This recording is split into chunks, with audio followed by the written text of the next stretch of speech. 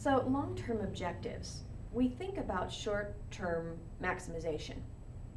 It's when you're a public company and you're thinking about what your next 3 months going to look like because you know you're going to have to be reporting it.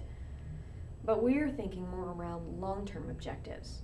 How do we achieve long-term prosperity? There are 7 areas that you tend to look at. Profitability. How profitable do we want to be in 3 to 5 years? Where's our competitive position? How are we in relation to the people, the human assets that are actually getting us to where we're going? Employee relations. Technology leadership. What processes are we using in order to get there? Productivity. Employee development. Are we making the investment in our people? Productivity. That's hand in hand with profitability. And public responsibility, which is a throwback to the corporate social responsibility that we talked about in Chapter 3. Long-term objectives, 7 topic areas.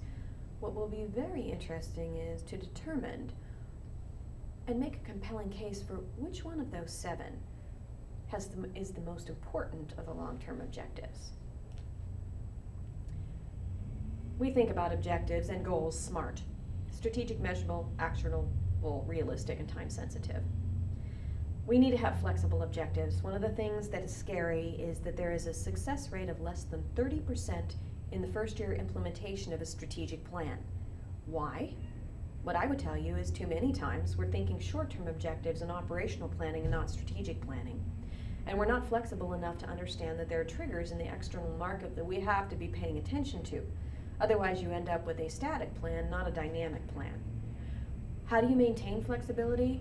You put ranges in for what you're trying to achieve. You are measuring. You actually, in the strategic planning sessions, indicate that your upper management is going to be taking a look at the strategy on a monthly basis.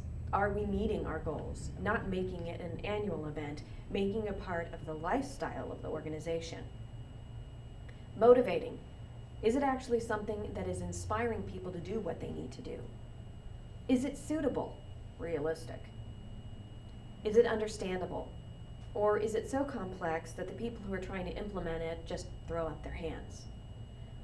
One of my friends, another strategic planner, says that the implementation of your strategic plan is inversely correlated to how large the plan actually is. So if you've got something that's 35 pages long, you've got a less chance of it actually being implemented.